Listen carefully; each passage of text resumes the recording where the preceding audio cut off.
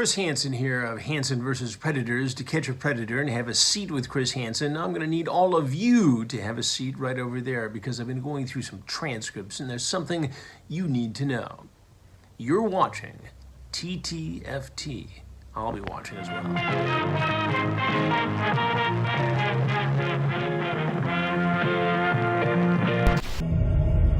I've witnessed things you wouldn't comprehend or believe.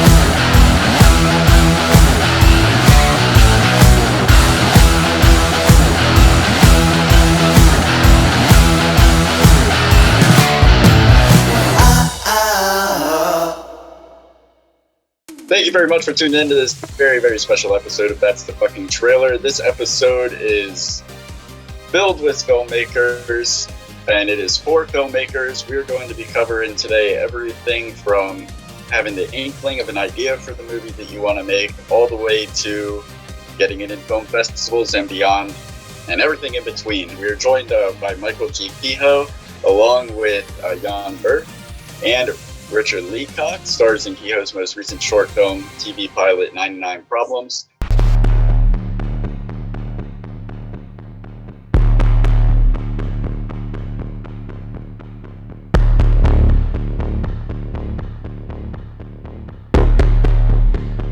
Do you believe in the possibilities of altering the future?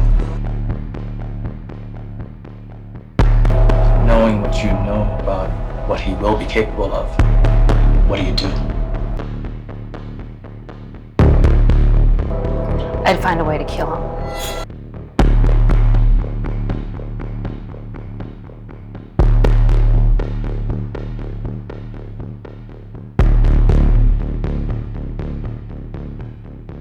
Currently seeing a wave of success in the film festival circuit, along with his other film, Quest of Queens.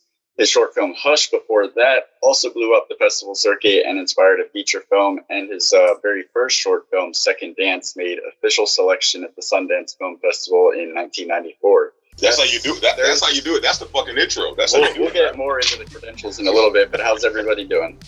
Doing great. Very good, thank you. Yeah, it's great to be with you guys again. All right, thank you so much, guys. Before we get started, what we're going to do before we get into all of that, we're going to go around the Zoom room and we're going to introduce ourselves so everyone can share, kind of like an informal, hey, here's my name tag type elementary thing, hey, whatever. So I think I'll start since I have the mic. Yeah. You think it's fair? Yeah, their name and the movie that inspired them. Okay. Did you say that? Yeah, I did. I had you write that. Okay, here. Come on, you're almost there. All right, so guys, my name is Mr. Royal. And the movie that inspired me to do film was not just like film, but actually do film. I'm still going to say it. Jackie Brown. Okay. Quentin Tarantino, Jackie Brown. I guess I'll take it next naturally. My name is Darden, guys. Thank you again for being here. The movie that inspired me to make movies was back in 1999, American Beauty. I thought you said that. Jesus, the fuck is wrong with you, man? All right, Michael. Michael Kehoe, or Michael G. Kehoe, and what inspired me was the series Twilight Zone, the original series. So it led into a lot of different movies, but that was the one that started this fire. Yeah. Do not adjust your stations. Right. All right, how about Richard? It actually started from an early age. My name is Richard Leacock, and the movie, there was actually two that I saw that made me want to be a part of films, which was one was The Godfather, the original one, and also on the very other end of the spectrum would be Shaft. That was the other one. Was that specifically acting or just the process in general? It was for acting, really. I mean, that's what I thought that was something I might want to do, but it didn't happen until many years later, but it did happen. Okay, thank you. Yan, thanks again for being here. Thank you. Yeah, I'm Yan Birch, and what inspired me early on to be in the arts, and specifically as an actor, with anything that Charlie Chaplin did. That was just something mind-blowing to me, that somebody can be so good at something and entertain so many people. Later in their lives, what inspired more of their push to do certain roles was Jack Nicholson's performance in The Shining. So very nice. Those two things definitely has inspired me in my career. I'm glad that you said Charlie Chaplin, because until you said that, I was the only one that was inspired by a film starring somebody that liked their suitors younger. That's one way for you to put it. I didn't want to be the only one. So there you go. It's just getting started. Hey, this is getting started. So we are covering today. Mainly we're going to center the conversation around the 4 films that you've made, Mike, along with you guys working on 99 Problems. But feel free to answer the questions. However, if you need to go to a different experience, we can. It's kind of free flowing. So yeah. I did want to add one thing about when I said about the Twilight Zone. The Twilight Zone I was able to see at home, but when I went to the theater as a little kid to see a movie by Nicholas Roeg called Walkabout, which was to me frightening and engaging for the way that it was shot. And if you've never seen it before, you've got to see this movie. It's called Walkabout. When did that come out? God, I think it was the early 70s, and it was shot in Australia.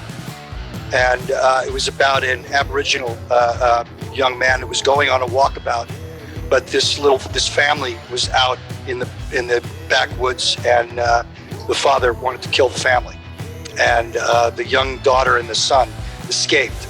And it was this whole thrill about how this daughter saved her little brother, and when they met up with this person who was going on a walkabout, and how what he taught them and what they learned from how to survive.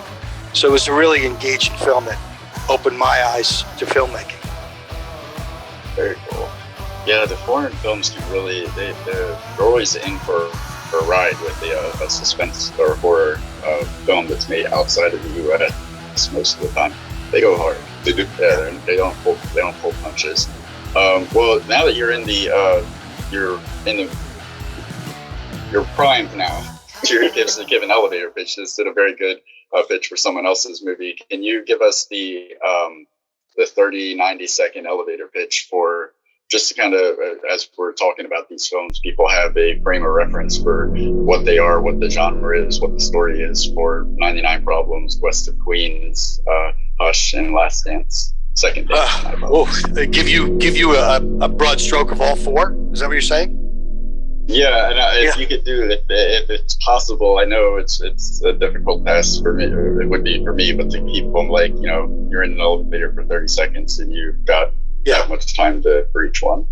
Okay, so Second Dance started out as a Twilight Zone episode, and it's about a young man who's at the end of his rope, and 2 of his friends had died when he was a young boy, and they died when he was in college. But they've known each other since they were young boys, and he decides he's going to commit suicide, and he's visited by these 2 friends. So I won't go into that because you can still see it now on YouTube, for that. That was that. For Hush, I wrote a feature script called Hush, and we ended up taking a scene out of that. And what it is, the scene is the babysitter is watching a little girl, and the lights go out. She goes to see the little girl, and something happens up in the bedroom that she never expects to happen, and that's what started the feature for there. Nice. For Quest of Queens, that started out as I was pitched an idea about these young women. It's a female series, and these young women are playing a game like Dungeons and Dragons. but it's made on a map that was created in 1969, which opens a portal. And every episode is one of those women going through this portal and coming back to retrieve something for the actual map. And then 99 Problems was, I thought it was going to be 99 Problems, and ended up being 99 Praises. And that starts out with a young man who is given a gift, and he goes and visits visits a diner, and within that diner, or during that time, he's able to offer someone an opportunity to change their immediate future. Yeah, it's very, very compelling. I remember when we talked when we did Null Sky. It's such a both Quest of Queens and 99 Problems are the perfect pilot episode because they set up this scenario, and you want to see where it's going to go. It could easily go in any direction. All right, and those are solid elevator pitches. Those too. were. I mean, those really are right on points. All right, listen, let's discuss the experience and establish some credibility with you guys. We have Yan, horror god, and everything from the people to under the stairs to Sky Sharks. Literally played Satan in 2016 Terror Tales. Yan, horror god, how goes it, man? It's doing really well, thank you. Thanks for having me. If you want to hire me to just call you out of time, Yan, the horror god, and everything from the people like that. Like, I'll do it for you, man. Just let me know, man. All right. So if you could just kind of just take a minute or two and talk about your career, what you've done. Just before we get into the thick of the conversation, want to kind of let the audience know who they're talking to, just in case they have no frame of reference. Yeah, of course. I came over here from Sweden as an actor, and I was fortunate enough to book my first American feature with Roger Corman, and it was Slumber Party Massacre 3. I mean, I didn't come here to really get into just the horror genre, but that's what happened. And then a couple of years later, I met up with Wes Craven, and I got part of the Stairmaster in The People Under the Stairs, which turned out to be not only a #1 hit, but also a cult favorite, which I bless that opportunity every day of my life. That was a big one, and I became really good friends with Wes, and that reflects everything I do today in regards to my art. And then I also got to work with Chuck Russell in The Best Child, with Kim Basinger and Jimmy Smits and Rufus Sewell, and that's all. And then I just worked with Mike and Kehoe on 99 Problems. Life goes on. I got a lot of things going on, and everything's great. Awesome. That is awesome. Yeah, I mean, hey, work with Mike. Hey, listen, he's a pro. You're in good hands, Allstate. You're in good hands. All right, moving on over to bottom screen left, depending on which way you're holding your Zoom here, we got Mr. Richard, sir. And Durden, how do we say his last name again? Leacock. There you go. You're getting it, kid. All right, an actor with over 60 credits and in film and TV shows that we know and love. First off, Richard, how long did it take you to amass those 60 credits? And tell us about you, what you got going on, so that people can know who you are. Absolutely. Yeah. Richard Leacock. I was born in London, England, moved to Canada.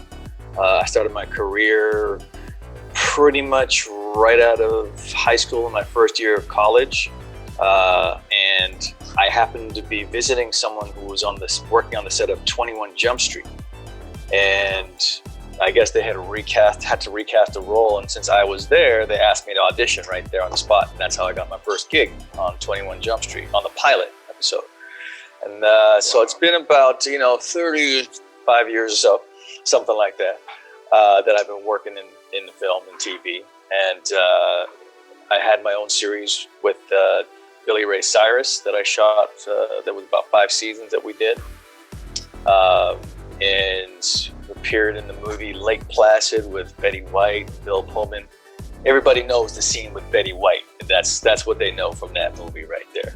Yeah, that's the officer, right? Yeah, I was playing one of the deputies in there. And, okay, there you go. I knew I recognized you when I saw 99 Problems. Lake Placid came out in the prime of my theater attending days. That was 1999. Yeah, when that came out. And did a lot of different. Did 911, few of the shows, Good Girls and that kind of stuff of late. And with my man Mike Kehoe on 99 Problems, we're rocking and shaking the world with this one. And how did you and Mike originally meet? Oh, hold on that. Oh, you got something special? No, but we'll get to that because in the casting, the assembling the team. Yeah, Avengers. I see what you're doing there. All right. There we go. All right. And last but not least, Mr. Michael Kehoe has worked in various roles on amazing productions, from Rocky IV in 1985 to The Mandalorian in 2020, with over 75 credits in between, while at the same time penning 10 of his own scripts and directing 12 productions. Say that 4 times fast. Hello, Mike. How are you? If the world doesn't know who you are by now, let them know. Well, it's Michael Kehoe. I was born in Brooklyn, New York, and moved to California. And the first film I did was a short film, Second Dance, which we talked about. And from there, I ended up getting a feature called Dominion. And as these films went on, and I did some short films and some commercials, one by one, little things started to happen. And it snowballed into where we are now with 99 Problems. So hopefully this will take off for a series. But we're just in the thick of it right now with the festival route. So the things are starting to happen. Very nice. Yeah. I mean, your social media is insane. Every other day, it's like a win here, a win there. I mean, that's so fantastic. Congratulations. Yeah, thank you. I'm a little, sometimes I'm skeptical about, I don't want people to say, God, Kehoe, enough is enough. But my goal is not for me. This crew and this cast worked so hard during COVID in the middle of the desert. And to me, every time we win something, it's just it's a pat on the back to every cast and crew member. So that's why I do that. And I believe that they deserve, so much to be acknowledged for this thing. So that's my way of thinking. Oh no, I truly believe that you mean that, because I mean, a lot of the times I could be skeptical when somebody says something like that, because it's just kind of like something you say, this is our movie, but yeah. Even in private conversation, you're very quick to not allow your name be mentioned alone, that it's a team effort. You're always, like, every opportunity. I know, like, sometimes I'm like, I know, Mike, it's just easier to say Mike than Mike, and this or that. Yeah. I know, but I know that it's important to you to correct every instance of that, to make sure that people are aware that it's a team project. That's really cool, and probably why you have a lot of the same names in your credits in your IMDb. All right, let's go. We're gonna just kind of take the filmmaking process from step by step in a broad sense, and so we'll start with the idea, and like I said, it could be as far as any movie, but really, like, where, like I have enough ideas that if I lived a million years, I wouldn't be able to write and direct them all, and I'm sure I'm not alone in that. So, like, how do you know when the idea is the right one, the right time to make such a huge commitment that producing a film is? And these questions are for me. Yeah. Does anybody else want to answer before me? No, you go ahead, Mike. No, go ahead, Mike. Okay, so when the idea comes, I'm not really thinking about what's going on at the time. I'm just thinking about a story that engages me. If I'm listening to music, or if I think about a certain person, people inspire me. So one of the things that happened when, both Richard and Yan have had an effect on me in such a way that we ended up all together on 99 Problems. And when I did Hush, we won one of the Wes Craven Awards at the Catalina Film Festival. And when Yan came in to read for The Hatred, I was mesmerized by him and wanted to work with him. Although it didn't work out, there in the back of my mind, I said, I've got to have something for this actor. I've got to do it. And I just put it away, stored it away, and said, it'll happen. And then when 99 Problems came on, I had an actor by the name of, oh God, there was so many that came in. I had this actor who wanted to play the role, and we were talking about it each and every day. And one of the things that happened at the last second, or actually it wasn't the last second, it was the night prior, he said, I can't do it. I've got my wife's best friend it was found dead, you know, and I think this was the young woman that was on Glee at that time. And so, you know, I didn't know what to do. It was the night before shooting. And I remembered talking to Richard, and I called him up and said, well, what are you doing? I need you to play a role in this film. He says, yeah, I'll do it. When is it? And I said, it's tomorrow morning. And it was dead silence. But, you know, these are the things that happen that make movies, you know, work and how it's inspired. So when I think of a story, I listen to music, I start to write the idea, and then I'll continue. I'll watch other movies and get inspired by that. When there was a producer that I worked with on Last Action Hero years ago named Bob Relier, and he was with MGM, and he was actually partners with Steve McQueen. And I remember sitting at his desk, and he had his feet up like this, you know, and I had to keep moving around. And he said, Mike, go see a movie before you shoot yours. Go and watch what they do and come back inspired. And, you know, that's stuck with me ever since that time. It's always listening to other people, characters, and just being inspired, you know, from day one. That's when you put it that way, like I say, what you hear is the passion behind it, and you hear, like you say, what truly inspired him to do it. And you're speaking about the people. Richard, let me ask you this: you get that phone call from Mike, because I was going to say this. Right, yeah. And first off, two-parter here. You get the phone call from Mike. What the hell is that like? Like, Mike, I love you, and secondly, let me ask you this: just how he said the idea, is it like that for you in a script? Like when you're looking for something, does it just have to? How do you know when it's the one? Does it call you, or is it just, hey, I got this audition, it's the one? No, I mean, listen, sometimes there are those jobs that you go out for, and, you know, it is simply just, that's the job, and you go do it. I mean, and that's fine. But a lot of times for me, when I read something, I'm like, do I want to go see this? That's the big thing. I mean, obviously it's got to move me. It's got to do all that kind of thing. It's got to entice me and hold me. But after reading it, I'm like, do I want to go see this? Yeah, I do. I would go see this in a second. I would watch this if it was on TV. I'd go see it if it was in the movie theater. And when Mike told me about 99 Problems, I'm like, I want to see that. You know, whether I was in it or not, I would want to see it. But of course, since he asked me to be in it, it was a no-brainer. And listen, getting to know Mike, and I've told him this hundreds of times, but I'll go to war with him anytime. I'll go do this with him anytime. That's awesome.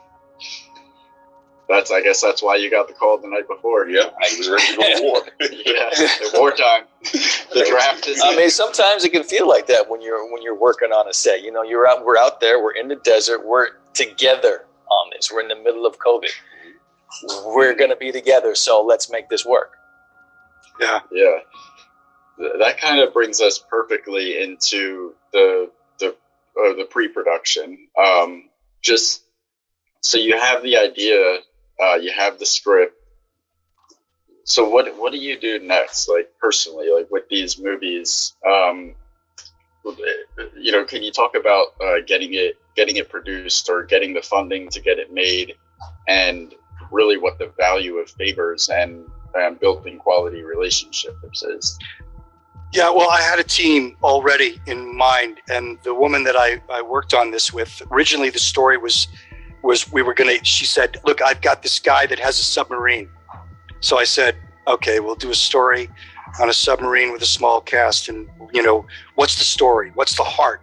What's this?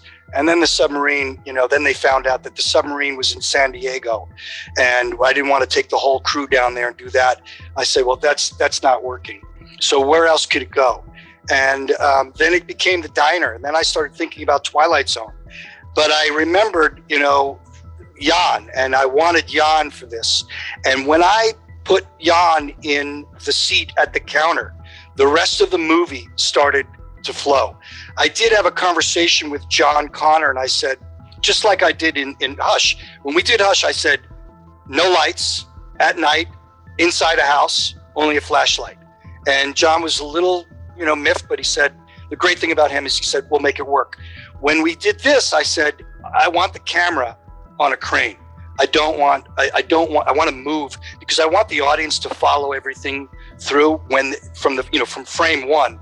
When we come down from the top of the diner sign and we come down into the window, I want the audience to feel like they're moving with it. And so Yan was there. To me, Yan didn't have much dialogue, but he says so much in his presence. Yeah. And when I called him in the beginning, I said, it's COVID, and he's had so many questions. I mean, I'm sure he'll tell you right now, but he and I were going back and forth, and I said, just trust me on this. We're going to do the right thing. Yan, tell him how that came through. Yeah, I mean, I get this call from Mike, which is, ever since I auditioned for Hatred, at that audition, by the way, I walked in the room and I've been there before, but it's not that often. You walk in and you just feel something. I'm like, I felt some kind of great energy with this whatever was going on in the room. And then Michael let me just walk around doing like you're on set, which I really appreciate when the directors give you that leeway on the actual audition, so you just don't stand frozen and you can't really feel the character. So right away I knew that this is this guy is something special. I would like to work with him. So when that did not happen, he calls me up and it was July 2020, and me and my wife was extremely careful the whole time. Unfortunately, we had friends and family that passed away from this pandemic, and I was not, I didn't jump on the fact to go to set in July last year, to be very honest with you. First, I'm like, I really want to work with you, Mike, but everybody gonna have a mask? Is everybody gonna take a test? I grilled him. And I called him the next day again, I think, and I grilled him again. Are you sure this is going to happen? And he assured me, and I was very, very happy, surprised. I come to set in the middle of the desert. Before I even get out my car, the medic is with me, takes my temperature, checks me out. We do the rapid testing, all that stuff, and then I sit in my car until everything is cool, and then let me into my own personal space. Nobody else is there. We ate, even the water. The water was like one big thing in the middle. We had our own cups to take the water. We didn't share any bottles. One thing after the other. And everybody wore a mask except 2 seconds before we had to shoot. The actors took the mask off. And on Michael's point of the crane was amazing. Not even just for the actual look of the film. It was perfect for the COVID environment because nobody was around us. The sound room and the camera, they were in different rooms. So when we were in the diner, it was just basically the actors, almost every shot. And the camera was just there, and they would, Michael was directing from a different room. It was a great experience. Yeah. One of the things when you guys were talking about it, what we did was when I went to the location, after I wrote the script, and I got all the actors together, with the exception of Richard at that time. I went into the place and I sat down into the areas where I knew that I was going to place the actors. And John was with me. And one of the things that I always do, I always take my iPhone with me, and I use a certain app, and we do a visualization on every shot. And I take that back home, and then I do my own storyboards. And I try to fit it in and try to get the timing on that so I know that where we're going to go. When I did Second Dance, it was a 16-minute and 42-second short film. And I wanted to be in the shorts program, but it was too long. It was considered a featurette. And I was trying to crunch this to be under 15 minutes. And we ended up being 17. But I didn't want to compromise because every moment, every second in that, was so crucial to the story that why would I want to sacrifice, 2 seconds or even 8 seconds just to say, I'm going to try to get into this. So everybody's performance paid off. And it was brutal. We were trying to stay under budget for what we had. We didn't even have a budget. We had money, but it wasn't enough for it. And so we were just, I was buying things and doing things and sacrificing and getting on my credit card and doing what I had. But I knew in the back of my mind, this was something special. And if I had the right moment with the cast and crew, everything would fall into place.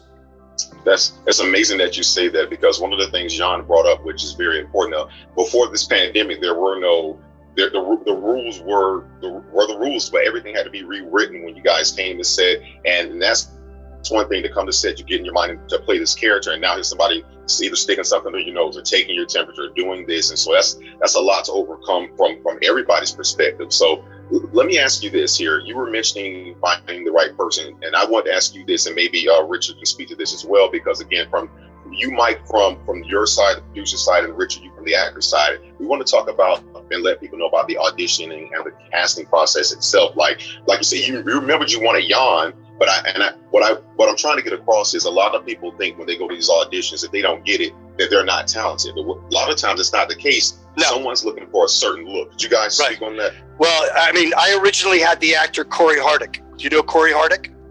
And yes. And Corey Hardick was in my mind, and that's what I wanted. And I wasn't thinking about the color of an actor or a female or male, a gender, because I worked with Corey on a movie called Battle Los Angeles, and I was so impressed with his approach, and he drew me into him on set.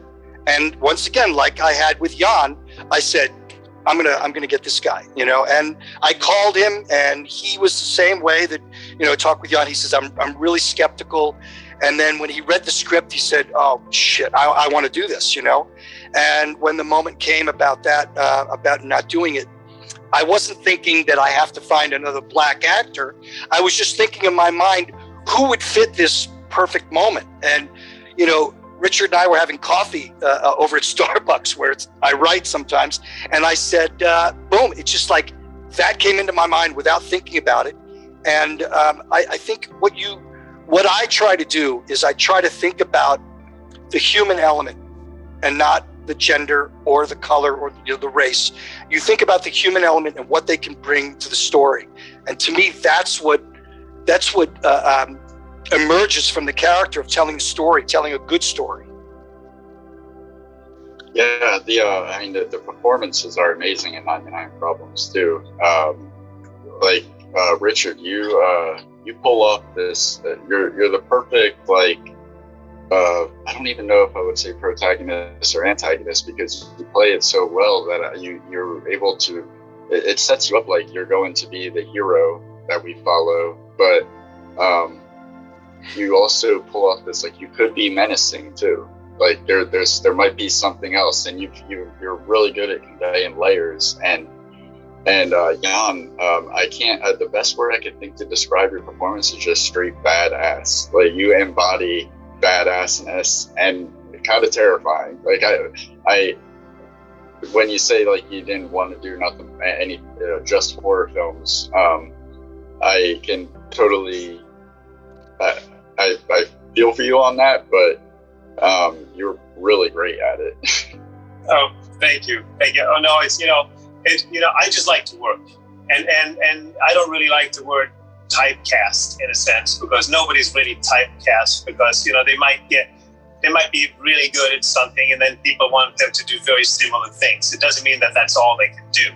It's like, they asked Christopher Walken once, they said, how do you feel that you're always so typecast? He said, typecasts. I am very blessed. I have 5 homes. Who cares if I'm typecast? He said, that's not what I am. I'm an actor, Yeah. So. And that role, one of the things that that we were doing when I was developing it, I kept saying that there's not a lot of dialogue for Yan, but Yan is like the shark in Jaws. Every time you see him on screen, you're thinking, is he going to do something that's going to, end someone's life or whatever? And you're thinking about him when you don't see him on screen. And that was what was important. And I wanted everybody to think, well, is Richard the devil selling, buying someone's soul? Let's put that there. What's happening with all these characters? It's really like who's going to do it rather than who done it, Yeah, if you really can't tell at all. To be honest, you've seen me, and you think it might be one way, and then it could go another way, and then you see Yan, and you're specifically thinking one thing, but then I can't give anything away. But it's one of the marvels about this show is that you don't know what's going to happen next. I definitely want to know. Yeah, yes, I think we both there. No, I told you that, Mike, when we talked in. But when we talked when we talked before that, I genuinely want to see at least 2 more seasons of this, whatever it spawns from what you set up in that pilot. Yeah.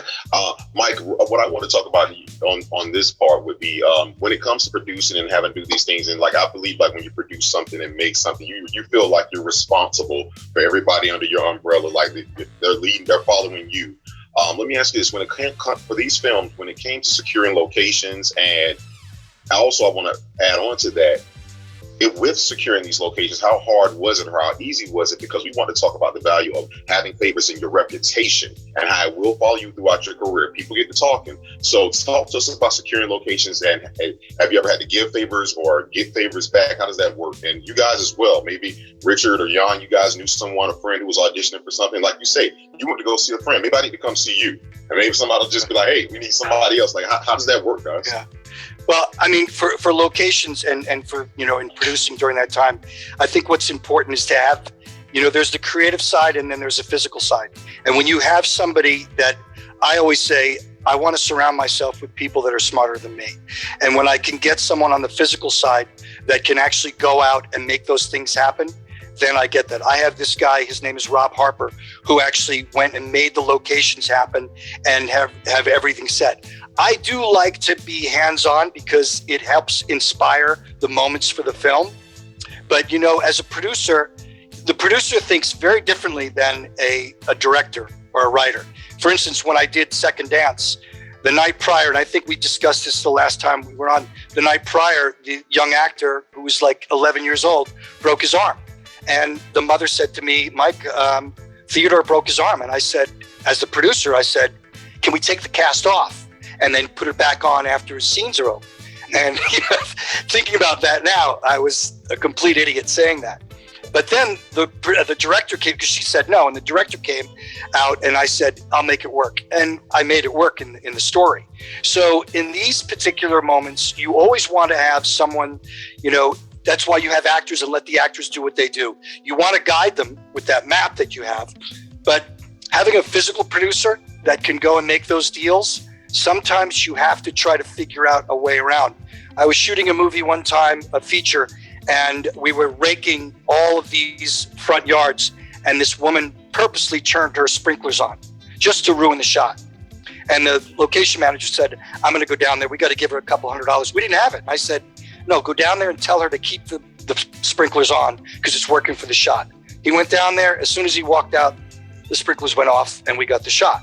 So, you have to be a little bit creative, about these things, And it works that way. It works that way with actors too. An actor may not want to do something in a scene and you kind of want to guide them through and let's try to work it out. And sometimes they have a better idea than you did. Yeah, Richard, could you speak to that a little bit from your perspective? Yeah, also about the reputation and having the value of your name and what you're doing. My name is all I got. So when I'm on the set, I want to be professional. I want to make sure everyone around me feels that, I have their back. So that when I come, so that gets around. So that when I come, somebody else asks about my name. That's what they know about me. For instance, when I got Lake Placid, I met with the director and we did the audition, and then he went to the casting director. He picked 5 of the people he liked, whose auditions he liked. And he said, who's someone that I can hang around with for the next 4 months because they're going to be with me for a long time? And it was my name that came up. The acting was there, but it was the person that I am that helped to, lock that role down for me. Awesome. Yan, can you speak to the reputation? I'm sorry, thank you.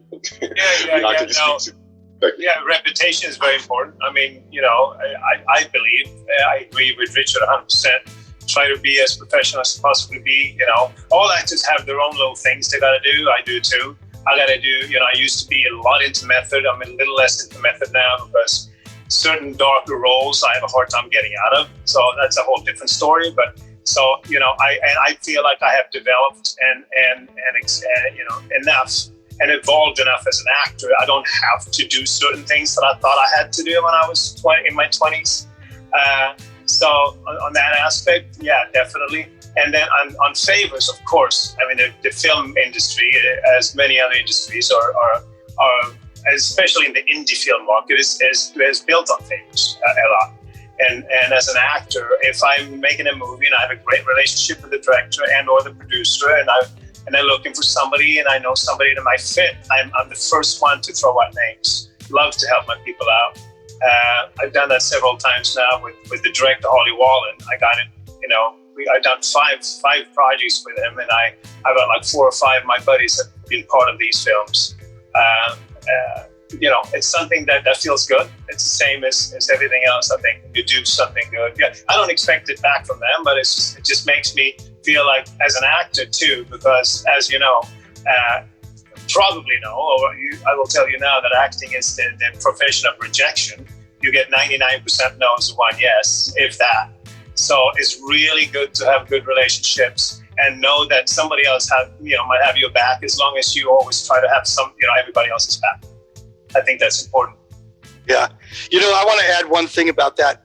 I'm in a rock band, which I think we talked about before. And one of the things about being in a rock and roll band, off on the side, it's kind of like an alter ego. When you're with someone and somebody says, hey, I got this guitar player or this bass player that wants to come in and do this, that's the same thing as talking to an actor that says, I have an actor friend of mine that would fit perfect for this role. And so that works. And when you have that performance, whether it's on stage playing music or it's, working in front of the camera, if you're bringing someone in that's really good and can perform, it's a success. I think that Yan and I have such a great relationship that right now that I would trust him if he said, look no further, get this person and do that, I would do that. The same with Richard. So you build that trust over time. And, I think it pays off for the filmmaker. Yeah, and little things like, when you say this is the time we're going to be done, that's the time we're done. Like little things like that, just a simple fact or a gesture, respecting somebody's time can go such a. What was that phrase we learned earlier today? Was it French filming? French rules? What is it? You have to film for 10 hours straight, no lunch break, no anything but that 10 French hours. Stop. That's French hours. Yeah. There we go. But I think you want to treat your actors and your crew good because you never know when you're going to need that favor. Well, let's move into the thick of the production. All 3 of you guys have worked on across the scale of independent films to bigger budget films. Could you talk about what is the biggest advantage to working on an indie film compared to a big budget, and what would you say is the biggest disadvantage aside from the checkbook? Well, I think the biggest disadvantage working on an indie is time. But that you could also sometimes use that to your advantage because some directors just wants to keep shooting when they already got it. So it goes both ways. But definitely a lot of times in indie filmmaking, you just wish you had that one more take. Where after you see it, you thought you had it, and you're like, well, if we just had one more day on that, but that kind of thing. I think that's a disadvantage. But like I said, you can use it to your advantage. You don't overdo things as well, which happens a lot with big studio films. They shoot so much, so when it comes down to cutting, the film doesn't really become that well because they had just too much to pick from. To flip that around in studio movies, I think the time you have much more time to prepare your character, and you have much more time to shoot. Like I have done studio films where we shot a quarter page a day. Obviously, we got it right. Or then I have done indie films where we shoot, 12 pages a day.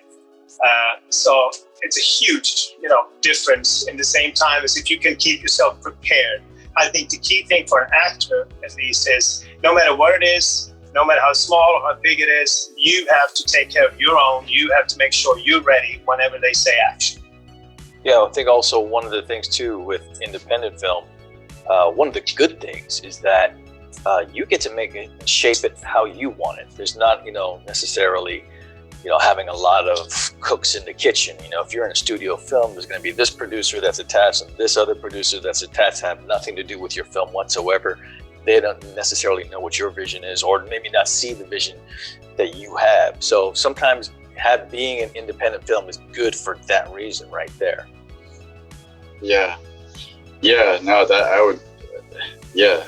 To be able to, I guess the question is, would you rather have $20 to go do anything you want or $2,000 to paint by number? Which course you want to take here is like signing up for a course. Yeah. I will say this, guys, is that I know that they're all three different animals, where you talk about Broadway, where you talk about indie film, and then big budget film. And I think for me, I've been in this for a while here. For me, I think the true pleasure nowadays, especially we were talking about this with Miss Allison earlier. We were speaking about it. A lot of the times that the Broadway, that's the younger kids. They're not doing that now. It's almost like a dead genre to them, that they don't know about this whole Broadway thing. But you have to really truly get out there and test your chop. There's no redo. There's no back to one. There's get it right, nail it. And a lot of times these younger actors now, they're not getting into this. They're TikToking and bebopping. How cool do we sound now? Right? But could you guys talk about that? This new media that's going on. It's not just happening in film and comedy. Like a lot of these things are changing. And what are you guys' thoughts on that? If I was to answer that, I think I'm a traditionalist when it comes to telling a story. And I think that's what's important, I know that sometimes the attention span is so short that people want to just see things that go like this. But, when you go to see a movie and the lights go down, to me, it's the greatest moment before a movie starts. And then you're plunged into this world. And telling a story, you can't, it's like educating a child. You can't do it in 2 seconds or 3 seconds. You have to take your time. You have to nurture the child just like you nurture the audience, and you bring them on a journey, setting by example. And, there are some things, I've, twin boys that are 18 years old, and they never wanted to watch a foreign film. And I tried like hell to get them to see it. Now they're watching Japanese anime with subtitles, and that's what broke them into it. So there are certain things I think that's going to evolve and change the audience and their perspective. But I do think that what's important is to stick with, a tradition of telling a story. I agree 100%. One thing that I do feel is pretty good is the new 22 minutes episodes of TV where they came with all the streaming. Because, it's actually, you can really get a good story out of 22, 23 minutes, and then you can actually see the whole season in like 3 hours. And because of the amount of content we have now, I think like Netflix had something like 455 shows being launched last year. With that being one company and all the content out there, I think that's one of the, one thing I do not mind. On the shorter segments of a series, as long as it's long enough so you can get, like Michael said, you can get the story out, you can feel like you're watching something. I think that's not a bad thing. Yeah, look at the way that the original Twilight Zone. If you go back to that, if you take out the commercials, it was 17 minutes of content, and that told a story. I love that because we've been able to do that in the short films. But when you expand it into a feature or a series, you still have to have the arc of the characters, the where are these stories going to go? Where are they going to fall into place at the end of the season? So I think that's important. What you have to think about, before you even start shooting, where's it all going to go? And I've done that. I have some great surprises about 99 Problems, where it goes and how it started. But it just has to happen. On that note, the 16 minutes was so well used in 99 Problems. My hats off to you, Michael, and to John Connor and the editor and everybody else that was involved in the post on this, and obviously the actual shooting of the production there. But as much as you got into those 16 minutes, it feels like a feature film to me. Yeah, it moves. It doesn't feel like a short. So my hat's off to that. So I agree on those minutes for sure. And like I said, I have a TV show right now called Tale of Tales that's 22-minute episodes.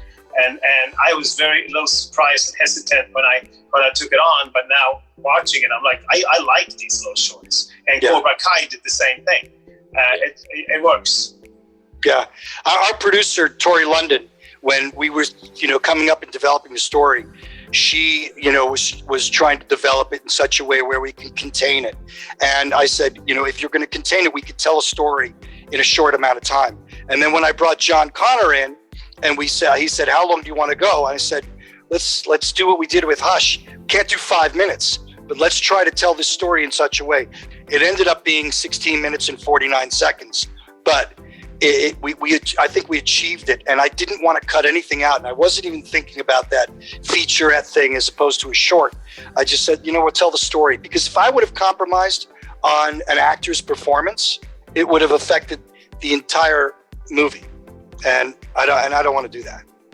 Well, one thing I also really love about 99 Problems is there's even so much more that's happening within those 16 minutes, 49 seconds that you're going to find out about. There's more connections in there, and you're actually seeing little bits of it, but there's even more that you will find out once we go to series.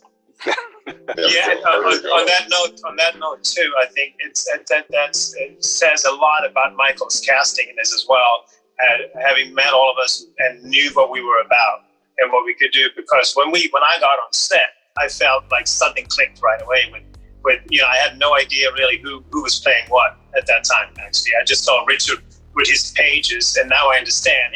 He got the call the night before. He was sitting there reading. I'm like, hey. Yes, I just he walked on like, who's this rookie? I'm like, I was like, whoa. So, we barely said hi, and he was in his pages again. I'm like, totally now, of course, I get it. And then Tori, I met her, and I think when we came into the diner, it just clicked. We just sat there, and Michael loved his kind of directing. I mean, he's a creative director, an actor's director that thinks very creative. And he just gave me a lot of room. Like I said, it wasn't a lot of words, but with less words, a lot of times it's you have to work more to be able to say what you're supposed to say, because it's easy just to say the word than to show the expression in the face or your shoulders or your arms or whatever it is that makes the audience believe that what you are about to do or what you're about to say, what you mean, and whatever. So for Michael just basically gave me a lot of creative freedom.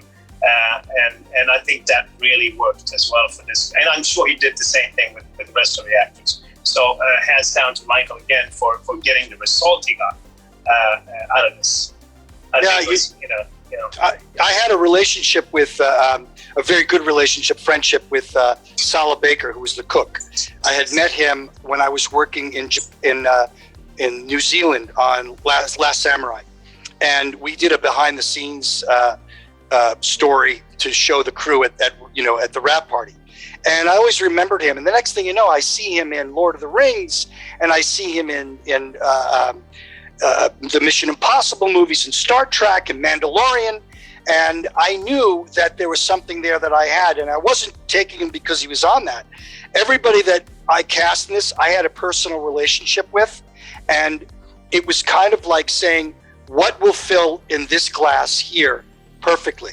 And you know what I mean? So everybody, there were some people that filled, and I'm not saying if you fill it to the top, you're right. I didn't want it filled to the top. I want it filled here, and I want it filled here or here. And once again, with Yan, there wasn't dialogue, but he was the shark in Jaws. And you think about that throughout the movie. With Richard, you're wondering what's going on, and do you see him? And when he shows up again, it ties it up in a little bow. Yeah, a little bow is the perfect way to put it. A very neat, precise little bow where like every aspect of 99 Problems is done to like the utmost effectiveness. They like what, and you're right, we're talking about like a 22-minute episode or a 16-minute short. I think if you understand pacing and can control the pacing of your story well, like you have, then you can tell a full story in that amount of time. And it's actually probably more challenging to do than having 3 hours to play with, because you have to make the audience care, make them intrigued, entertain them, all within a shorter time frame. And you pulled it off perfectly with 99 Problems. I mean, like I could say it 1,000 times. It should be the blueprint pilot episode or 4 pilot episodes. It should be the blueprint, because it's just everything is so on point about it. You could tell that there was a lot of but it wasn't fun. No part of it was phoned in. There was much thought put into it. Detail. And the performances, go back to the casting. It's just everybody is in their right place. Yeah. Well, and through the eyes of John Connor, I have to say that he captured everything, and it is a collaborative effort. I mean, I wanted to tell a story, and everybody was there to help me, through that journey. So, I got to applaud them. One thing I want to say about Mike too is he has details that not everyone thinks of. There were little things that he had me do on the set. Simple as the way I turned the book, the order in which I did things when I would be talking to the first girl across the diner, every little movement that I made, he thought of that ahead of time and relayed that to me. This is how he sees this. And that was very cool. He already had the character in his head, and all I had to do was follow his lead. Well, I can tell. To that note, go ahead. I want we're gonna do a little dance. Richard, I love what you said before about I'll be goddamn if I didn't. Oh, look at that! No. It's gone. It's there. Come on, just look up in the sky. It's there. Yes. Fuck. You got it, Mike. Take it away, Mike. What I was going to say, and this may help you, what I did was, with the characters, I wrote a backstory that you don't see in that. And Yan, I put a story in Jan's past that has nothing to do with this story. And I said, Yan, and he'll tell you tell him what it was, Yan. Well, he whispered to me that saying that your dog was just shot. I just found my dog shot. And how would that make me feel? Obviously, the dog is very, very important to me. So I'm walking into that diner just discovering that. And then that's what we just built and played on. And I have to say, in that aspect too, with Mike, I've only had that experience a few times with directors. And that's something I really like. When they give you a little bit of keywords or stuff that has nothing really to do with the actual scene, but it actually gets you right where you need to be. Another one that loved doing that was Wes Craven. He always had, and it had nothing to do. Sometimes I was thinking about what he said to me, almost laughing, like, what does that have to do with anything? And then I just thought about it the second time, and I just got into the space where I needed to be. So. Yeah, and Michael, what you said actually did trigger the memory, so thank you. And it goes right to what you're saying, like Yan, to have a director that understands the backstory of their characters to the degree that they are prepared to answer that question effectively when the actor says, "What's my motivation?" or "Where am I coming from?" for them to be able to convey that.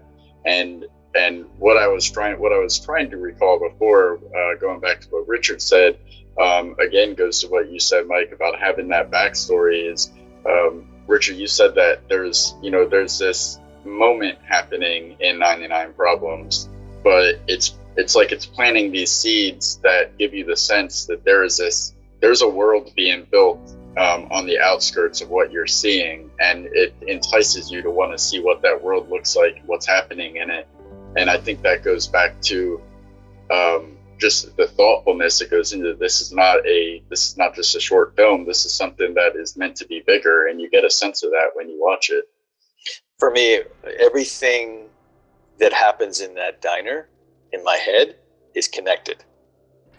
Everything that my character comes across is connected. Like even with Yan talking about his dog dying, in my head, it's connected to this other dude who comes in to the diner. And as far as I know, that could be the dude that killed his dog. So in my mind, everything is connected. And then Mike went over some of that with me as well. It does have a very parabolic feel to it, where it seems like things are not what they seem, but everything means something. Everything does. Yeah, I wanted to really create a film noir, taste to this. That was the main goal, is to bring back the 1940s, feel of a story. And, it didn't matter who you had in those roles. It all fit right into place. Before we move on to post-production, I just wanted to ask you guys, this is for the actors out there, Richard and Yan.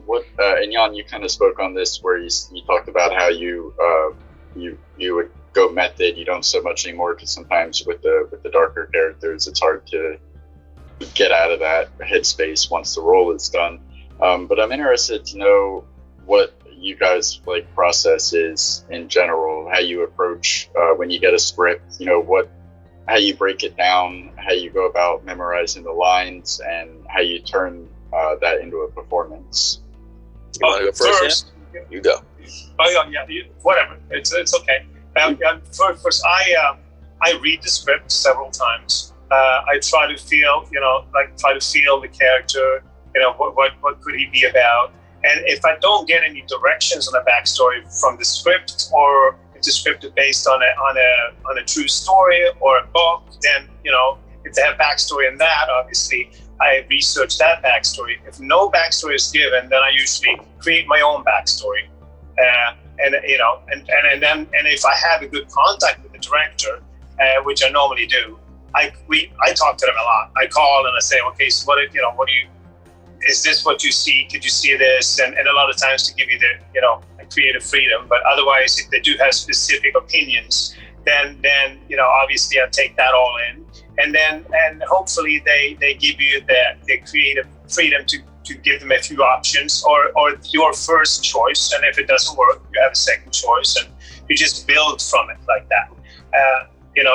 Like the reason I said when I went too much into method, just to touch on that for a second, I actually played in Sucker. I played a vampire that got AIDS, and second half of the movie, I threw up every day, and I had to swallow dark blood, and basically I had to get into the mental space to actually be that sick. And I didn't like how deep I got, because I was actually also concerned that I was going to make myself sick afterwards.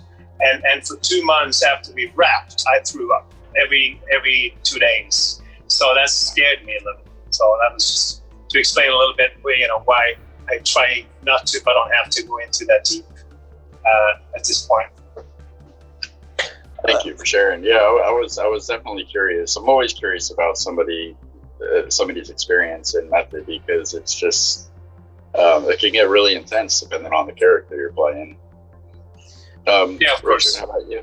Yeah, for me, a lot has a lot to do with what Yan said. I'll do my research to, depending on what the character is, to try to find out about what someone would be thinking. Like, what would they be thinking about? What would they be talking about? What goes on in somebody's life like that? I want to know about some of the fine minutia of that. Or even with doing an accent of some kind, because sometimes that comes up for me. I need to work on that accent, so that I'm not thinking about the accent when I'm doing the accent. It just needs to be that I'm thinking about who I am in that moment. not about how I sound in terms of that. So, it's reading, it's just kind of creating the backstory.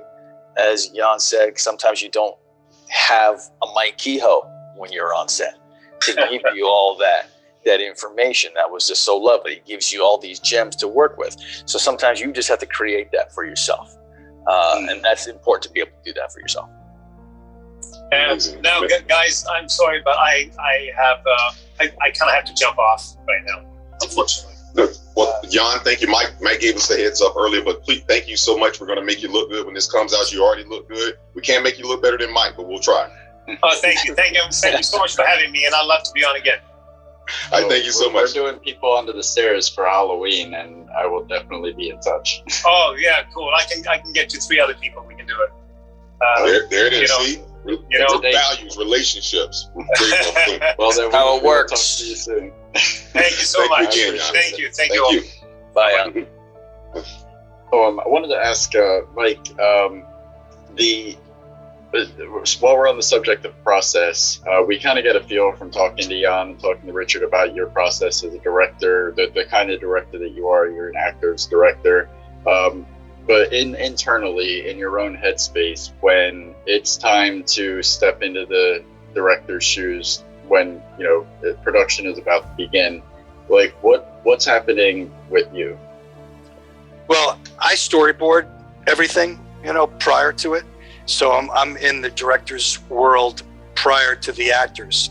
And I don't even think about the actors during that time. I'm just thinking about what the images look like, the movement of the camera, my collaboration with John. And, John Connor, actually, we're like twins on set, where he's actually thinking about what I'm doing. When I say I want to be pushing in here, and he says, do you want to be on a 75 millimeter? Absolutely, yeah. So he's thinking in the same terms. And so all that's worked out prior to that, which gives me enough time to work with the actors. Now, if there's technical things and stunts and things like that, I know that I can trust my actors, that I don't have to spend a lot of time with them and just let them do their work. But I think the more time that a director preps for their show, when they have storyboards, they have camera notes, I always try to say, I'm going to, cover this scene in such a way where we're going to start out over a shoulder, and then we're going to move over to a 2-shot. So now that I can do that, instead of doing 2 or 3 shots, I get it in 1. And having that there saves me more time later on. And then I can spend the time with the actors. So the prep is so important. And it's also communicating with your DP and your sound person. When I could say to the sound person, if we're moving up, like in a particular shot, when we were at the table where Richard sits down, Sarah Glazer, who was our sound mixer, she put some microphones behind the ketchup bottle, in certain places. And we did have a boom there. But it's so important to capture, there's something going on in the foreground and there's something going on in the background. So if the camera is here and you have to capture these 2 places here, you need to think about that. And that's what I think is key about communicating with your crew, and once again, it's a collaborative effort. If you don't mind telling about our 2-man wrecking crew on Selma, where with me, how I'm doing sound all on the floor, him on the camera. We literally shot a whole series, just me and him I'm running sound the whole time and he's running it, but we didn't have time to think. It's like, no, you got to make this thing happen. And we worked together for so long. But like you said, it's all about the preparation and knowing where you have to be. And I think we did pretty good. Yeah, you got it done. Yeah. I think what I noticed, it's similar between you, Mike, and what you say, Richard, is that it sounds like repetition is key, and you can't plan enough in leading up to the actual production. You almost have to try to make the accent or the lines or the mannerisms or the shots and the direction and how it's going to play out in general. Just try to make those things as second nature and muscle memory as possible, because I think all of us know when it comes time to be on set, it often things go into hyperspeed, and it's really hard sometimes to have a quiet thought to actually calculate something and to try to take as much advantage of that as possible before the production begins. Well, when we scouted. There's, the opening shot, right? Where the camera sees the car way out in the background and then comes down the diner. So I was on a ladder with my iPhone, and I was walking down the ladder, and I told John, if we could start the car up there, when we end up here and you see it pull in, and everybody else was saying, there's no way we're going to be able to do that time-wise. And I looked at John, and he just winked at me. He said, I'll make it happen. And so I didn't have to think about it anymore. So if I had to do that, and we had to do it a few times, but then all of a sudden, boom, it actually worked. And I think that's when you get that other person who is on the same, it's like the two of you, when you work together, you guys are like yin and yang, and when you have that relationship, everything seems to work out great, and you're blessed. You say, how the hell did we do that? That would never happen, in a million years if we weren't prepared for that. So it's a lot to say, with preparation. I think that's the most important thing, I agree 100%. Let me ask you guys this. As most people think, if a movie is 2 hours and a half, they think that it takes 2 hours and a half to make. And they think that it's going to be out in 2.5 days. See, there we go. Richard knows what I'm talking about. Your family and friends like, when's it coming out? I say all that to say post-production. Now, we all know this, that post-production can either make or break or change an entire film. So from both of you guys' experiences, what do you think is too much and too little? Can someone really overthink the process in the end and kind of mess things up? Or can they save it? So what did you guys' experiences with that? Or any examples in the films that you have? For me, I executive produced one film, and there was a rush to try to get it because it was an independent film, and what we got when it was done with one cut, and we said, no, it was just done too quickly. Somebody was trying to blaze this out. And when we actually were able to take the time with the second cut, it came closer to where we needed it to be, and then finally got the final product. But I would say that depends on the person. There'll be somebody who, as you said, will completely overthink it so that it never gets done. You could probably say that about a few people who are very big in directing. And I'm not going to say their names just in case I work with them. But, and then, there's others who just are quick, like a Clint Eastwood doesn't take that much time. He gets it done as far as I know. I have not worked with him, but that's what I've heard. Yeah, with post-production and production, when I set up things beforehand and I want to find something, I'll look at like an interior designer who has images on social media, and I'll say, okay, I want something like that. Give it to my production designer. Go for it and go that. And as you're building all that up, when post-production comes, the film it plays in my mind at least 3 or 4 times. Once in prep, once when we're shooting, and once in post when we're editing. And I can sit there and say, I remember this is what I wanted here. Can we tighten this up? Can we do this? Can we do that? We just did the trailer. And one of the things in the trailer that I wanted, a movie that I was moved by sound and imagery, was The Thing, John Carpenter's The Thing. And Ennio Morricone did this wonderful score where all you heard was boom, boom, boom, boom. And just by that, it drew you in. So I told another producer friend of mine, she's incredible. She knows Final Cut. I don't know Final Cut. And she said, I might be able to put that in there. I called my composer. I said, listen to Ennio Morricone from The Thing. I need to get boom, boom, boom, boom. And he put that together, gave it to her, and we shot that. And we didn't shoot it. We put that in place. And that's the fun of post-production. But you don't have a lot of time because you either have a date or you have to get it out, or you have, the luxury, but it's having all that prep time to move you into post to say, okay, we're going to do this. We're going to get it together. And within 2 days, we had the trailer, which is unheard of, Yeah, that's amazing. Like, do you have an example as far as, has there been a situation where something has drastically changed from what your intentions were in writing and production, and then you get to editing and maybe there was like one more spark and you thought, oh my God, we could do this, and with what we have, and something has changed? Like, I'm thinking like something like Jaws, where they got in the post and they're like, this thing doesn't look scary. We need to show it as little as possible. And then it turned out to be one of the greatest traditions of horror films for the big reveal. Has anything like that ever happened? Well, in 99 Problems, I don't want to give too much away, but you've seen it. There was a shot with Yan and a knife, and I wanted to show everything, like as I said, on that crane in the camera, and I wanted him to throw the knife at the camera. And as we did it, it was working, but it wasn't as effective. And so what ended up happening was, in editing, I said, we're going to lose that shot. I mean, this is a money shot for that.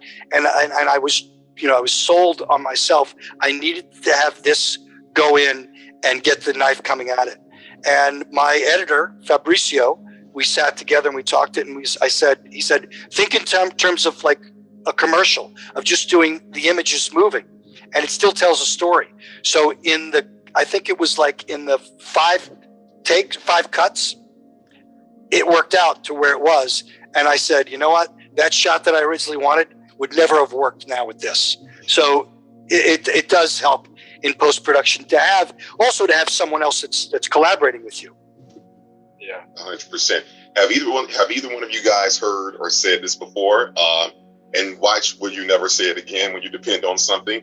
Hey, we'll fix it in post. Yeah, please tell the budding filmmakers out there why this should not be a thing that we say. Okay, let me just tell you this. When we did Hush, I said we have no time for post-production to do anything because of the lights. And when somebody else said, because one of the things that I did was when I had the camera up and we weren't getting enough light, we ended up lighting a candle rather, beneath the mat box, which gave this soft glow. But somebody else in the room said, we could fix it in post, we can light it up. And John turned to me and John said, whoever said that, get them off the set now. Because what you want to do is you want to do everything. That's like saying to an actor, don't worry, you know what? We're not going to have you in this scene. We're just going to have someone else say the line. We'll put someone else in the place. You want to capture every wonderful moment on camera, to show the audience what you've done. You don't, if my advice to every filmmaker that's doing a short film or their first feature, capture everything in camera. And then you can play with it later on. But you don't want to say on the set, oh, we're gonna do this, we're gonna do that. It just doesn't work. And also to some of the action people, I remember working with a stuntman who was directing a movie, and he kept saying, let's get through this dialogue so we could flip the car. And you've got to tell a story.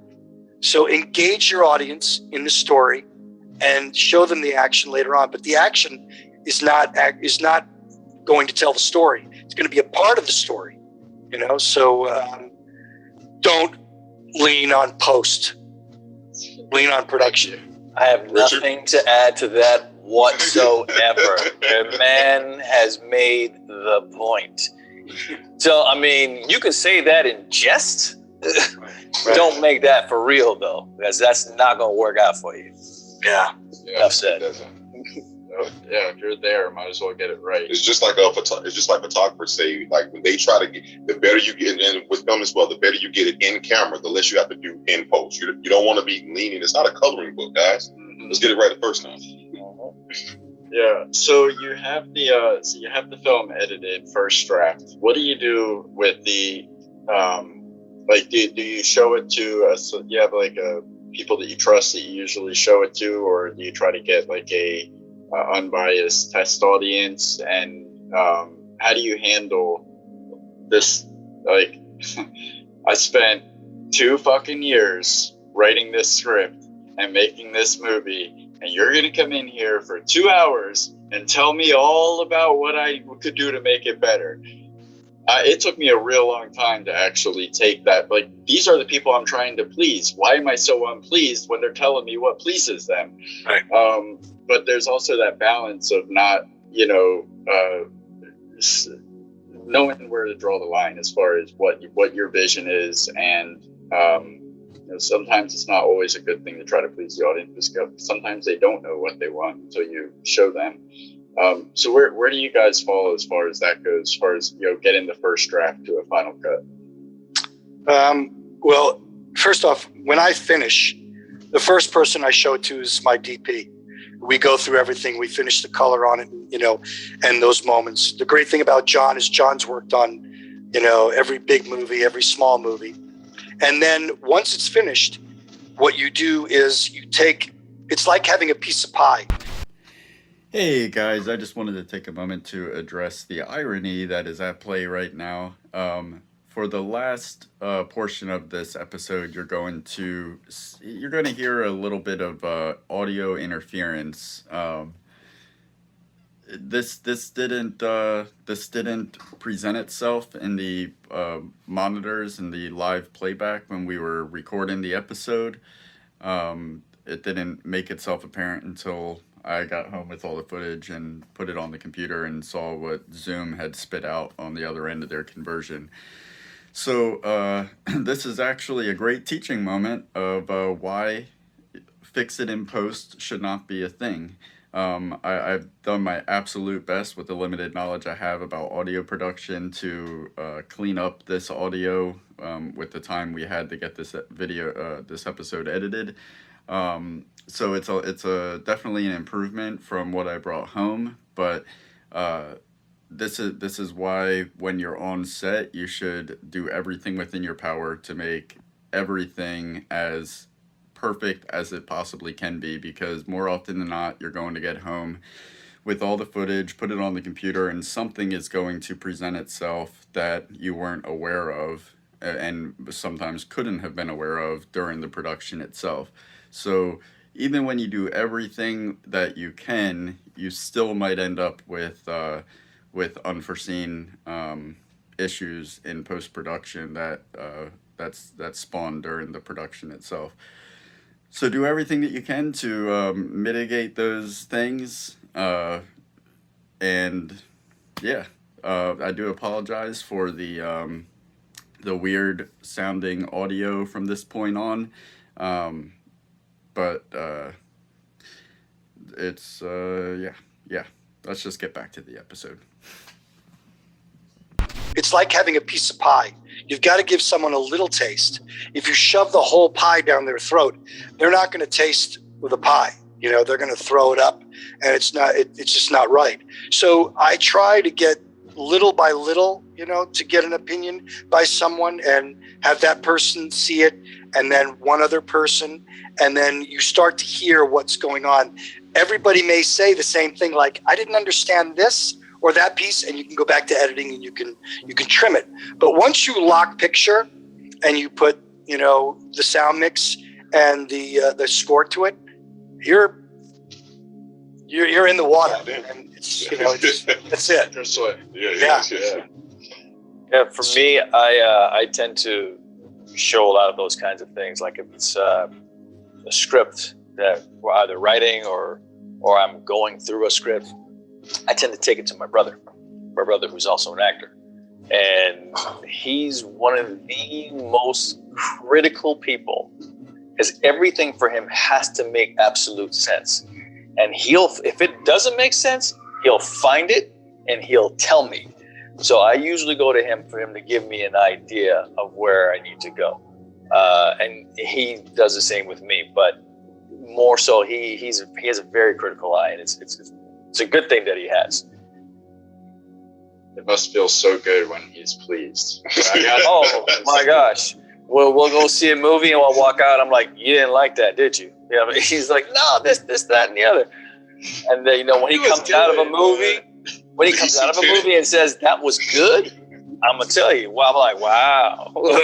Could you please ask them to be salted and get back to us? We've seen a million movies in our life. We're still trying to nail that one all the way down. Oh, I'll ask him about that. All right, so you have the final cut. It is the moment of truth. When I first started making movies, to me, I was very naive.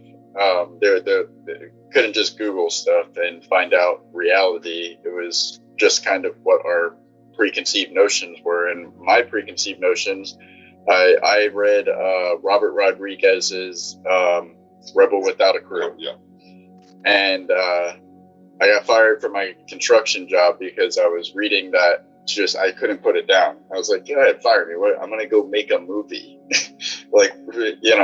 And in that book, it's like, you make the movie, you find the distribution. It was kind of like a fairy tale story for filmmakers. Not to say that it doesn't happen, but it's kind of like the needle in the haystack situation.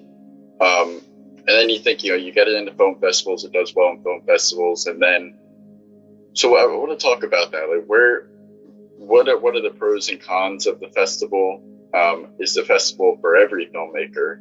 And what your guys' experience has been personally. And on that note, again, huge congratulations to all the success of your films. As someone that has submitted to film festivals, I know just getting it submitted and accepted is a feat in itself. So to become official selection, to see all these awards you guys are getting is fantastic and well-deserved.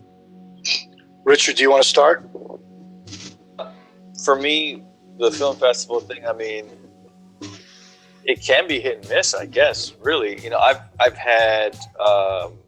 I've been involved in a number of film festivals, whether it was for the film that I mentioned that I executive produced or just being an actor in a film. And, it's usually a really nice kind of thing. I had a film in Toronto Film Fest years ago, and it was just a nice celebration. We're all kind of patting each other on the back, so to speak, but it was lovely to have people experience the film and then to, get that reaction from them right away. That's quite lovely. So, I love it for that reason. Yeah. Well, go ahead. You're going to say something? Oh no, I was just going to say my experience is from this is that I know you submitted a lot. I can tell you how many times they've debited my account from stuff I've submitted, only to find out, hey, you still weren't selected, but you're not getting any of your money back. Go ahead, Mike. Yeah. The 3 films, actually I had 4 films that all went to festivals, and all of them had great success. But that wasn't my intention. When I did Second Dance, I didn't think about going to a festival. I actually screened it, and the projectionist, this woman said, did you submit to Sundance? And I said, no. I said, I think it was too late. She said, leave it here. Well, lo and behold, we got into Sundance and the Berlin Film Festival. And that's what opened the door for me. And then when we did Hush, I was only trying to make Hush as a presentation for the feature. And John Connor, to his tribute, he said, we got to put this in festivals. I said, it's only 5 minutes. Why would we do that? And he said, let's just see what happens. Well, 28 to almost 30 awards later, we ended up getting the feature. With this, there wasn't an intention with 99 Problems. There was no intention of going to film festivals. There was just an intention of saying, this is a proof of concept. I want to make a series from this, and let's go shop it. John Connor once again said, let's hit the festivals. I think we've got to do that. So we entered in a lot of festivals, and, knock on wood, so far, every festival that we've entered, we've actually won. And, we've been nominated. I think we're batting 1,000 right now. And I should know this week on 4 more that are coming in. But once again, going back, it's not me alone. It's the entire cast and crew. And without them, having one missing would never be where it's at. And I think that I just hope that I can convince either Amazon or Netflix or someone to say, there's a potential for this, and please give us a chance. Give this team of mine and myself a chance to tell this story, because obviously, it's been all over the world. It's been in Japan and Italy and Ireland and Germany and South America, Iceland. It's India. India. Yeah, I mean, I'm blown away by the attention, and it was in France, and I got this incredible email from the people there, and they said, we want to keep this and show it in the year, for the entire year that they have. So it translates to every culture, and I think that's what's important as well, to make that's my intention for the series, to make it so every culture understands it and wants to see more. That's also what's really great about, all the different festivals, is you have so many different eyes that will get to see this and take this in, whether they can help you make that or not, but you just have so many people. And, if you've got a film like 99 Problems that's doing so well, they want to talk to you about your film. They want to hear about what you're doing. So it's a great thing for that as well. That's why we're here today. Yeah, definitely. We want to support you guys. You were doing great before you came on the show, but when he told me all this stuff, I had to look it up myself. I'm like, man, these guys are really batting 1,000. And again, like you say, Mike, it all goes back to the crew. It is all about the crew, the people you put around you, the preparation. I mean, this is how film should always be done. Unfortunately, it's not always done that way, as you guys know. People are backstabbing each other, trying to do this, not recommending people. But when you put in that work, I think you guys are seeing the fruits of your labor right now. I wanted to ask a question about how you go about selecting, because we talk a lot about being selected by the film festivals, but how do you select the film festivals that you offer for consideration? And speaking on the behalf of what you said as far as it being about the crew, I know for a fact that when you get, I see a lot of the awards specific for cinematography or editing or acting. You don't, at least in most cases, you don't just submit your film for an umbrella of awards. It has to be submitted for specific categories. So I know that's you're not just saying these things. You're actually, you're putting your intentions out there on behalf of your cast and crew, which I think is awesome. But I guess I will title this question: are all festivals created equal? And how do you know about that? No, they're not. And one of the great things I did after I did Hush, I was submitting everything through Film Freeway, and Film Freeway has this great platform. And one of the things that they were doing is they would go out and they'd give you the films to choose from. I would go through, and what I learned on Hush was when we put out to different festivals, there were some festivals where I went to a festival. I'm not going to say who it was. But it was in Hollywood. I never saw the head of the festival. I never knew where my film was playing. I didn't know what was going on, and everything was lost. So I called Film Freeway and I said, "Can we do something about this? Can you make a change or at least have some sort of review?" Lo and behold, they have a section for a filmmaker to review that particular festival. So other filmmakers can go in and say, "Oh, I see this, I see that."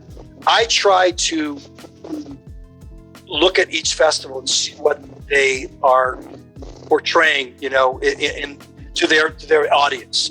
Some just directed towards filmmakers, some directed towards actors, some for cinematography. So I try to, spread the love all over, because that's the way, when I got on set at 5:00 in the morning and everybody was pulling up, I was there, with my chest swelling with pride that these people were coming to help me. So why not give back, to that? So yes, we've entered 75 film festivals. It costs a lot of money, but you know what? We want to pay back to everyone that came in and was a part of it. My collaboration with Tori London, Rob Harper, and Richard Joel on this, and especially John Connor, we formulated what we wanted to do and how we put it out. And it's been pretty remarkable so far. So my advice to filmmakers is check the festivals. Make sure it's not just an online festival. Some online festivals are okay, but because of COVID, a lot of them went that route. So you want to really research each and every one and communicate with Film Freeway. That's the great thing. Yeah, because it is absurdly easy to create a festival on Film Freeway. And yeah, I would definitely read the reviews, see what other people have had to say. I mean, even the bigger film festivals, Jacksonville Film Festival, back in the early 2003, 2004, they got caught just taking money from local filmmakers to essentially produce their festival and fly celebrities in, and they found out that everybody was declined. There wasn't one Jacksonville film that played at the Jacksonville Film Festival. They used it to get films and a few actors to come to the city, and it ended up shutting them down for the better part of a decade. Our film, I'm Gonna Kill Someone, this Friday actually was the revival for the Jacksonville Film Festival, and kind of got it back up again. Now, on the flip side of that, we had went to a festival down in South Florida. I can't remember the name of the festival, but we found them on Film Freeway. We submitted, accepted. They asked us to come down, and it was like a 3-hour drive, so we put it in the GPS, and we're getting closer and closer. We're 0.5 miles away. Why are we in a suburban neighborhood? What is happening? Where did you take us? And we pull up to a house, and it's like an 18-year-old kid. His sister's running the popcorn machine. But it was one of the coolest experiences that I've had at a festival. I mean, it was a packed backyard and a very engaged audience, and they had their shit together, more so than another festival out in Georgia. Yep. Where it drove 6 hours, one person, and it was me. I know. Yeah, it can go so many different ways, and you get your hopes so high because the sky is the limit when it comes to festivals, right? I mean, once we submit, it's out there in our brains naturally. I mean, we wouldn't be making movies if we were realistic about what we would, we are dreamers by nature. So once you do that submission, it's like anything could happen, and I want anything to happen. So what is the accolades are awesome, but what do the laurels equate to for you as far as how does that translate as far as currency? Because you're putting a lot of money into the festivals. Yeah. I mean, once again, it goes back to the crew, which is what my main intention is for this, for them to say thank you. But I also think that all of the festivals that you submit to and the experience that you have at them, I had a very positive experience at Sundance, and we submitted 99 to Sundance. So I don't know if we'll get in or not, but if we do, great. If we don't, I still had a wonderful experience in the journey. It's you use this for you to say, we've won these laurels. We have all these laurels for this film, and you bring it to a studio and you show that. Now, you see sometimes a film comes up and it has 2 laurels, which is great. I mean, Second Dance only had 2 laurels. It was Sundance and the Berlin Film Festival. And then Hush ended up having 30, so we had to put them, in the opening for that. So I think what it does now is there is so many filmmakers that really need to have a connection with social media and getting things out, because social media is actually your publicist. You can't afford a publicist. So what do? You get the word out through that. And everyone will end up seeing it some way, shape, or form. I mean, there are people that are, from my hometown that are saying, when am I going to get to see this? When am I going to get to see this? So there's a hunger for it, which is great. You just want to keep that momentum going and then do what you can. So I was thinking if the next time I put out an announcement about something, I kept thinking, oh, people are going to be pissed off at me and say enough is enough. But you know what? It's another crew member that received an accolade. And that's what I think about it for that.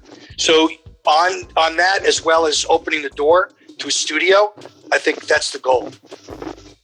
When you get accepted into the festival, you know, a lot of the times the budget might not be there to be in attendance to every festival. So how do you go about navigating that part of it, as far as, you know, when do you go, when do you stay back, and what is it like to walk that red carpet, watch your film with people that are obviously fans of independent films, and just have that communal experience? Well, you know, I had a film, Quest to Queens, which screened in North Hollywood. But when I did Hush, I had a young woman on the East Coast represent the film and introduce it. And I said to her, you know, you can go do this. You can introduce the film, accept it for me. And she was so appreciative. She was such a wonderful young actress. And then when I was screening Quest to Queens, a documentary came up where there was an award that girl had committed suicide, and she represented my film. And what I'm actually saying is, you know, as I travel and I go to all these countries, you know, when I was in Budapest and we submitted to Budapest, somebody that I met there that touched me, I said, listen, I want you to represent my film when it comes out there. It gives them such great pride to be part of something, you know, and that. So even though we may be in 12 or 15 countries, I know somebody there that could actually go and represent me. And it just gives back to someone else that's an actor, a producer, or a big fan. And it gives them their, you know, 15 minutes of fame. So I think I try to, you know, make it to these festivals, but I can't afford to be flying, you know, to 75 different festivals, you know? Well, trust me, we know the feeling there. I was going to speak on something you said. It was a great segue, and we're wrapping up here, by the way. But you mentioned here that the collecting the laurels, and you get them, you use these to try to shop the film, and that you've been an executive producer, Richard, as well, so you know this process. You use these laurels to try to shop the film and say, hey, this is what we've done, and people always want to know what happens after that, and you mentioned it. You just try to get it sold. So, but let me ask you this. As time goes by, and either one of you can take this, I really want to hear from Richard, though, because I know he's active. Because I've given up on stuff coming out before. Is there ever a time just to give up on a project as far as distribution or a film deal? Do you think it's ever time to do that? Either one of you. Go ahead, Richard. You know, honestly, I don't know if I have the answers to that, simply because that hasn't come up yet where I've had to give up. For me, it's, you know, when we executive produced this film that we had, we went to maybe only a few screenings in Hollywood, and we had entered into maybe 2 film festivals. And out of the first film festival, we sold it. So I may not be the best person to ask. Excuse me, Richard. I'm sorry, Mike. This is your guy right here. Yeah. He's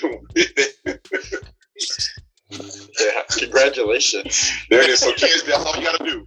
Go to the festival with Richard. He'll get your film sold. Yeah, I think if you're going to start something, you need to follow through.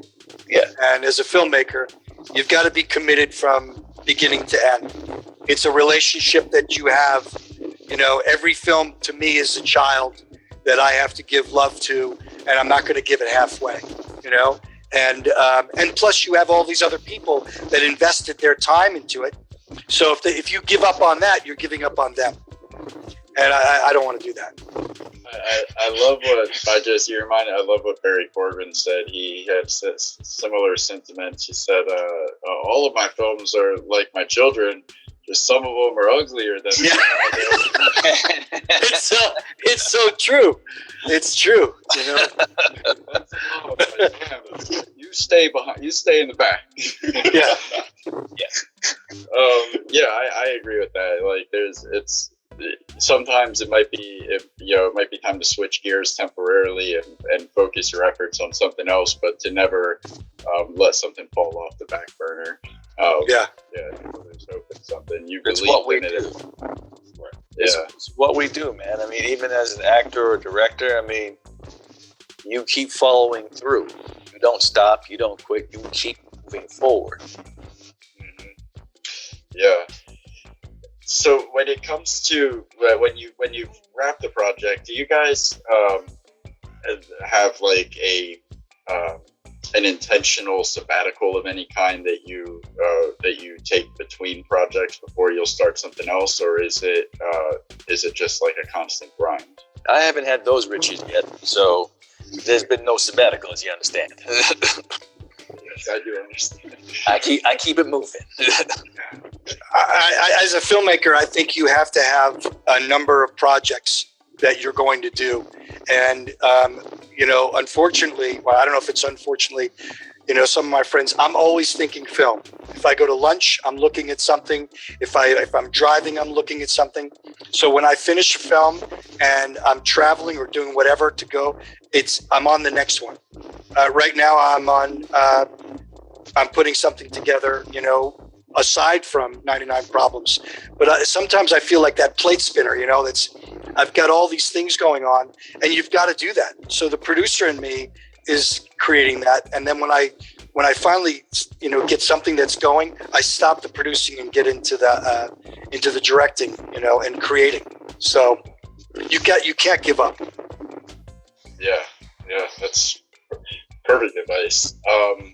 That kind of takes us. We went from the egg of an idea to all the way to distribution. I guess for an end, the producer and you guys will love this.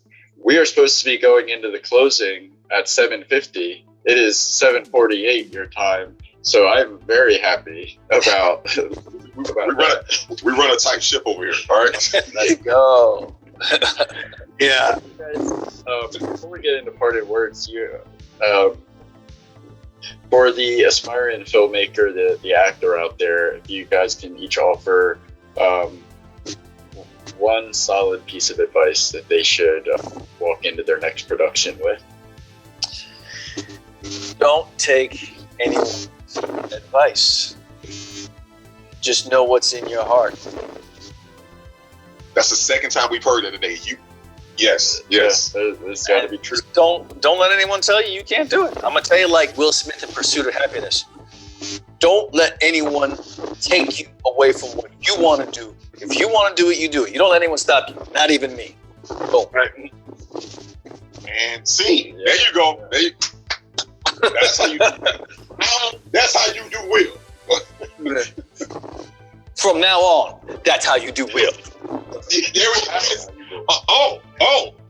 Nonsense. Mike, how about you? I always say, never give up, never surrender. And I think that's important. And if you have an idea, you keep it and you share it, but you just continue on. You can listen to someone give you advice, but you're the one with the name on the end of the movie. So if you follow through on that, that's not your movie. And so you have to go and you're going to get some things that may fit in, but ultimately you have to be the one that's the deciding factor on your project. Love it. That's perfect. One more thing before the parting words. He's hitting us with the Columbo now. Just one more thing. Okay, all right. One more take. Always keep him wanting more. Do you guys have anything coming up that you want to let the audience know about? Besides, we're going to start a petition for 99 Problems. I have a personal stake in it. It's going to happen. It'll happen before this episode goes live, and it'll be included in the description of this episode as well. Everybody's excited about it. They can click on the link. Actually, I'm going to click on the link in the description for the petition to get 99 Problems. Like Netflix, what the fuck? That's right. We'll just do a petition. Let's go. Yeah, and, come on. And you guys can use that trailer if you want. Okay, cool. Thank you. Yeah, I'll use. I'll probably use clips of it and then play the whole thing at the end, if that's okay. Yeah. Okay. So yeah, beyond 99 Problems hitting Netflix in 2022. What else do you guys have coming up that you want to let the audience know about? Richard? Okay. I do have another short film coming out called Blinded by Sight that deals with a lot of racial and social injustice. That's going to start making its way into the film festivals pretty soon. I did an episode of a certain sci-fi show that is on a certain network called Paramount that I can't say anything more about. That's coming out in 2022.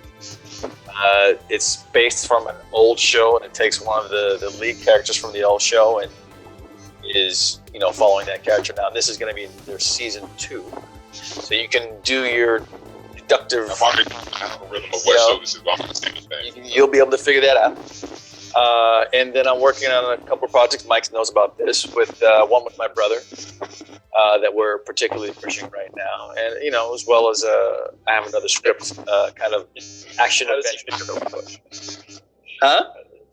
Has your brother approved this script? Yes, he has. As a matter of fact, he has. And my brother is actor Viv Leacock.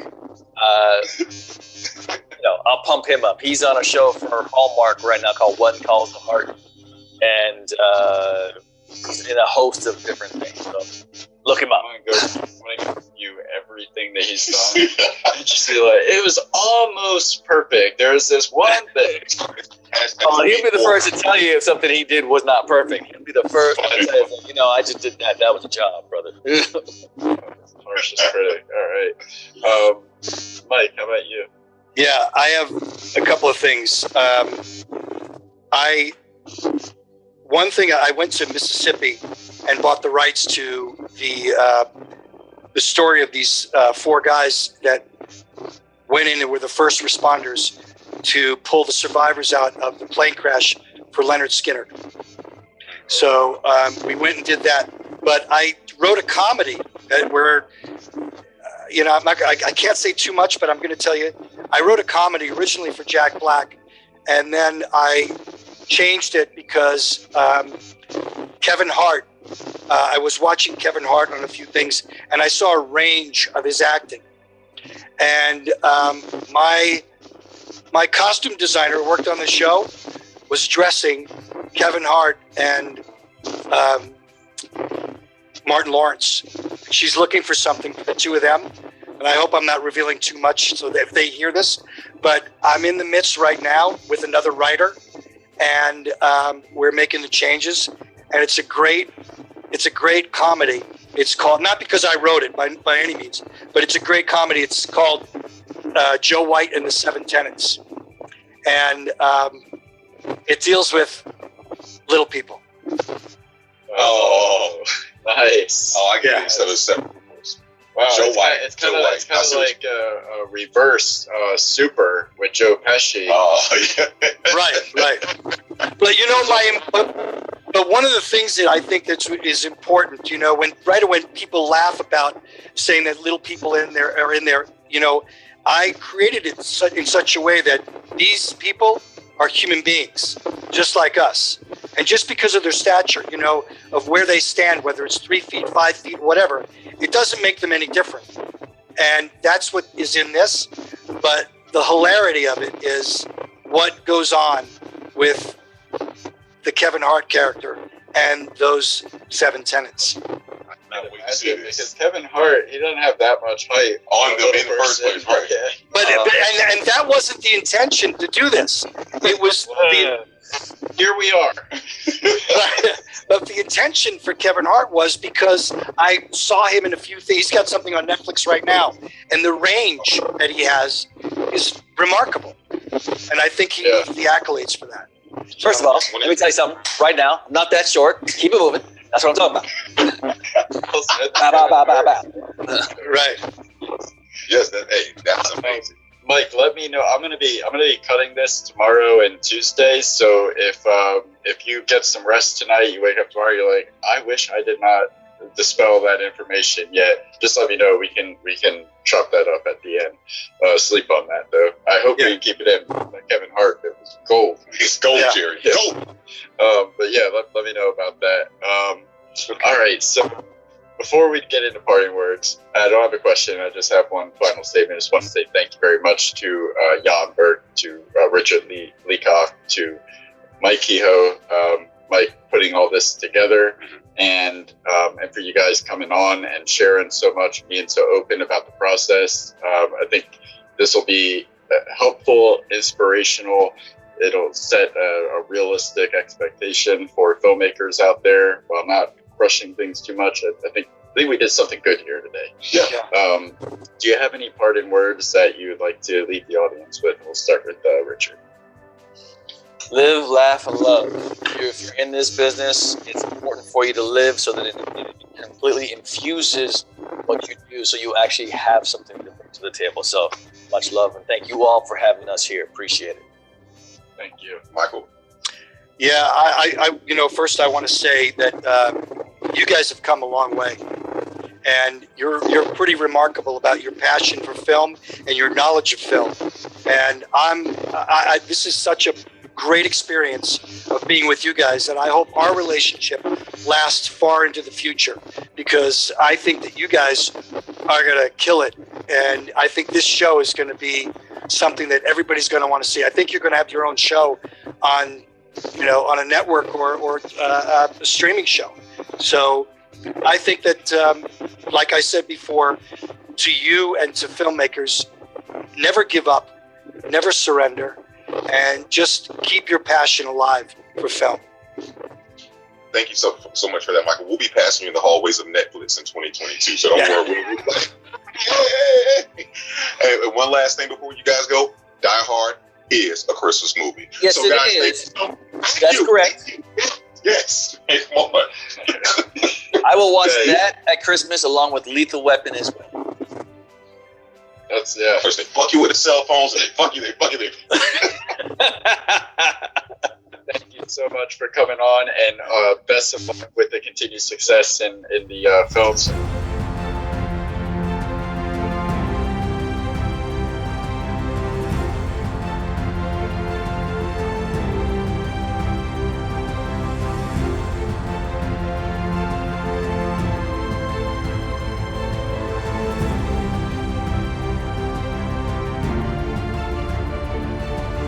Thank you, guys. Take care. Goodbye, goodbye, goodbye, goodbye, goodbye, goodbye, goodbye. Why don't you subscribe? It'll last longer.